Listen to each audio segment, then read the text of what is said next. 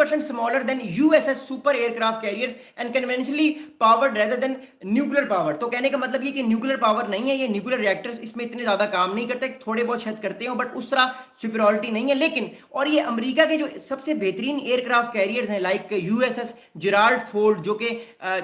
2017 में अमेरिका ने लॉन्च किया था अपना नया एयरक्राफ्ट कैरियर, उस एयरक्राफ्ट कैरियर से ये तकरीबन 20 गुना छोटा है,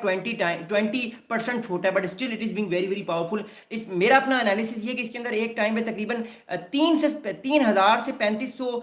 जो नेवल सब मैरीन्स होंगे वो हो सकते हैं, और तकरीबन 45 से 50 एयरक्राफ्ट इसमें रखे जा सकते हैं, तो it's still very very powerful. अगली बात यह कि ये कर्नल साहब कहते हैं कि the real challenge for China will be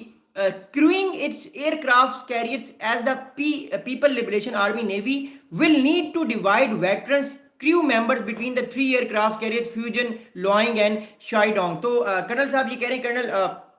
रे पावल साहब कह रहे हैं, अल जजीरा को कल इन्होंने इंटरव्यू दिया, जरूर सुनिएगा, यूट्यूब पे अवेलेबल है, it's a very good interview which has been given by him. ये साहब कह रहे हैं कि चाइना को लेकिन एक प्रॉब्लम होगी कि चाइना को अपने जो क्रूज हैं, बाकी दो एयरक्राफ्ट के जो क्रूज हैं उनको डिवाइड करना पड़ेगा। But I personally think is that कि चाइना जिस रफ्तार से तरक्की कर रहा है खासतौर पे डिफेंस में, आने वाले टाइम पे चाइना को इतनी प्रॉब्लम नहीं होगी। आगे ये कर्नल साहब कहते हैं कि China is closing the hardware gap but developing the operational expertise for effective blue water carrier is what the US has spent nearly a century perfecting. अब बात यह है कि more importantly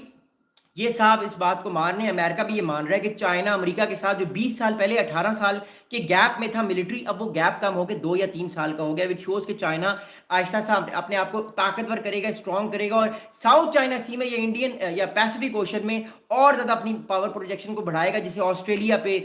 more importantly Indonesia पे, Vietnam पे, America पे, Germany जो उसके एलाइज हैं यहाँ पे इस रीजन में, ताइवान पे, साउथ कोरिया पे, जापान पे, इन पे और ज़्यादा प्रेशर आएगा और ज़्यादा इन पे असर पड़ेगा। अगली बात सुनिएगा। अब एक साहब है, इनका नाम है कॉलिन को साहब। कॉलिन को जो है,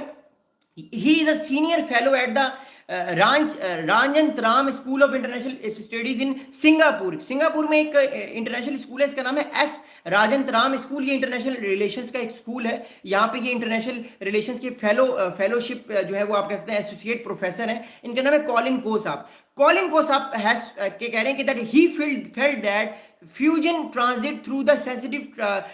Taiwan Strait was intended to signal China's rise as a strong, powerful military and beyond that a maritime great power। तो इन साहब ने कहा है कि चाइना ने ये साबित कर दिया है अपना तीसरा एयरक्राफ्ट कैरियर बना के, जो उसने ताइवान स्ट्रेट से गुजारा है, कि चाइना एक मैरीटाइम की ग्रेट पावर बन चुका है। अब चाइना ब्लू वाटर नेवी को अपनी और ताकतवर करेगा और साउथ चाइना सी से भी बियॉन्ड जाने की कोशिश कर सकता है। आगे साहब कहते हैं कि it's to flex China's newborn military strength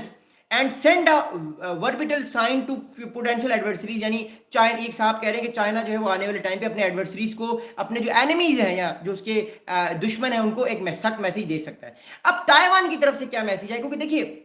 इस सारे मामले में जो सबसे परेशान इस टाइम है, जो छुप के बैठा हुआ है कंबल में, कंबल ओढ़ के चीज़ों को देख रहा है, परेशान है, वो ताइवान है। क्योंकि ताइवान सिर्फ 160 किलोमीटर के फासले पर है चाइना से, और चाइना ताइवान पे हमला करने की बात बार बार करता है। अब ताइवान की जो मिनिस्ट्री ऑफ नेशनल डिफेंस है, वहां से एक स्टेटमेंट आया है कि Taiwan has used the Chinese has used joint intelligence surveillance and reconnaissance means to fully grasp the situation and responded accordingly. तो ताइवान ये कह रहे हैं कि उसने प्रॉपर तौर पे चाइना के जो एयरक्राफ्ट कैरियर है उसको समझने की कोशिश की है, उसको अंडरस्टैंड करने की कोशिश की है, ताकि आने वाले टाइम पे चाइना कोई भी अटैक ताइवान पे ना कर सके, और अगर करेगा तो ताइवान पूरी तरह से रेडी है। अब एक एनालिस्ट, अब बहुत सारे एनालिस्ट हैं, वॉशिंगटन में एक थिंक टैंक है CSIS, centre for strategic studies का एक बहुत बड़ा थिंक टैंक है, जहां से बहुत सारी किताबें भी आती हैं, हर साल रिसर्च पेपर्स आते हैं। रिसेंटली वॉर गेम्स भी, आपको याद होगा 2022 में एक बहुत फेमस वॉर गेम भी की गई ताइवान पे, जो मैंने पढ़ी थी, इट्स वेरी अमेजिंग। आप भी पढ़िएगा कभी ताइवान पे, अगर आपने कभी वॉर गेमिंग पढ़नी हो तो आप CSIS का एक